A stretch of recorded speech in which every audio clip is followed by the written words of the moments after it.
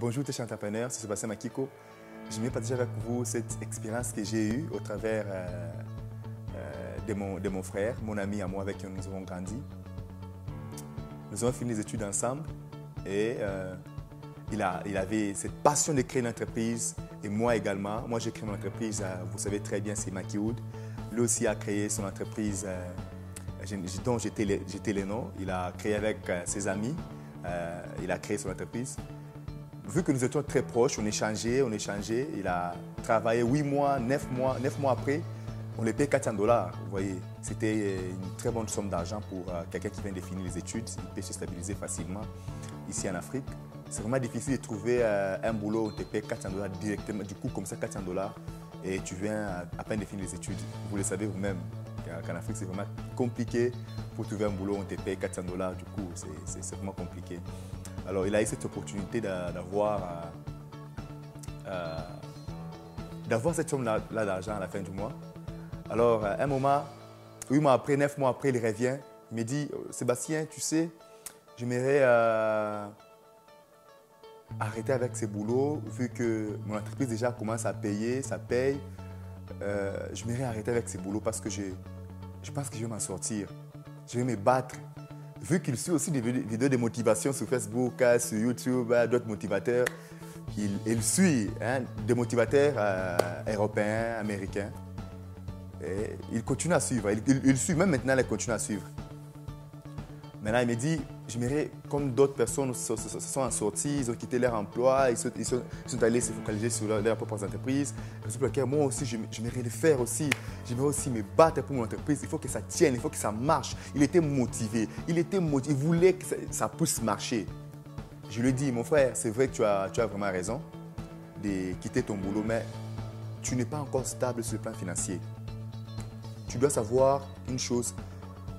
Pour quitter ton emploi, tu dois être stable sur le plan financier. Tu ne dois plus dépendre de ta famille, de qui que ce soit. Quand même, une somme qui pourra te permettre de subvenir à tes besoins primaires pour avoir tes idées en place et bosser dur.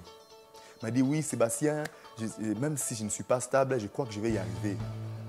Ok, bon, je n'ai pas pu le forcer. Je l'ai laissé, il a quitté son emploi.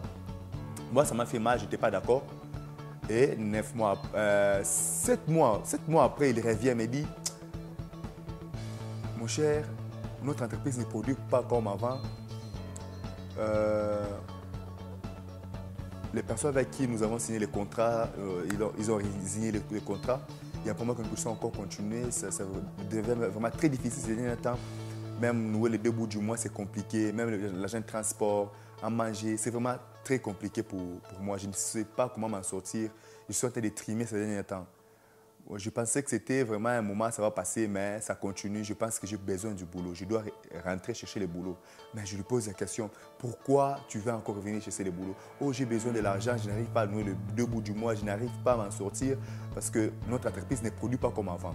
Je vais vous signaler que son entreprise marchait très bien.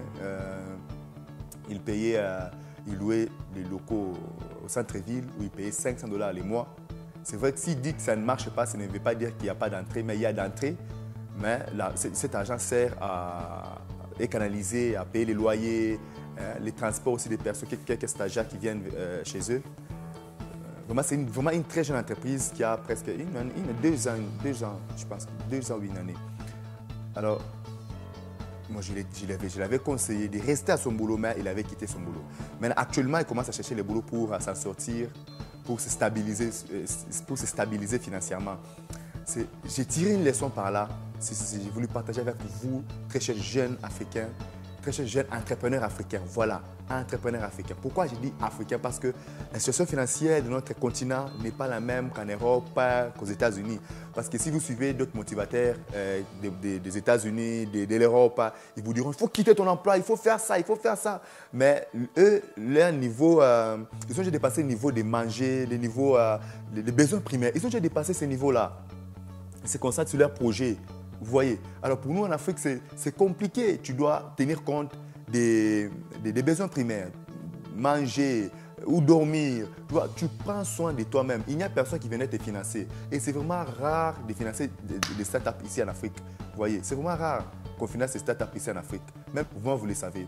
Alors, Ne soyez pas pressé de quitter votre emploi sans pour autant être stable sur le plan financier. Rassurez-vous que vous êtes stable sur le plan financier. N'ayez pas la démangeaison là, des entrepreneurs où je suis entrepreneur, on doit sentir que j'ai mon entreprise. Je dois être chef d'entreprise. Je n'en disconviens pas. Tout le monde a ses idées. Tout le monde veut être... bon, disons, chaque entrepreneur veut réussir dans sa vie. Chaque entrepreneur veut aller de l'avant. Mais ne soyez pas pressé. L'entrepreneuriat n'est pas une course. N'est pas une compétition. Si vous n'êtes pas stable, ne faites pas des choses comme si vous essayez, vous voyez, comme si vous essayez. Non, restez. Lorsque vous serez stable sur le plan financier, vous savez résoudre votre problème sur le plan, les problèmes primaires, donc les besoins primaires. Si vous arrivez à subvenir à ces besoins, vous pouvez quitter votre emploi facilement, vous voyez. Parce que ici, en effet, c'est vraiment compliqué. C'est vraiment compliqué de les faire.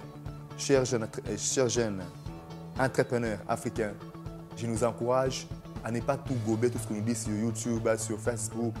La réalité n'est pas la même. La réalité n'est pas la même.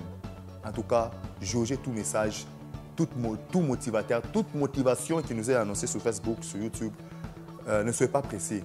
Ne soyez pas pressés de prendre des décisions brusques. Tu quittes. Ah oui, je suis entrepreneur, je quitte. Non. Les choses se construisent. Les choses qui se construisent lentement aboutissent. Les choses qui se construisent lentement, en sûreté, aboutissent toujours. Alors, je vous aime. Suivez encore ma prochaine vidéo où je parlerai sur la chance et la grâce. Parce que ces deux mots compliquent beaucoup plus de gens. Je m'aurai éclairci là-dessus. Ciao.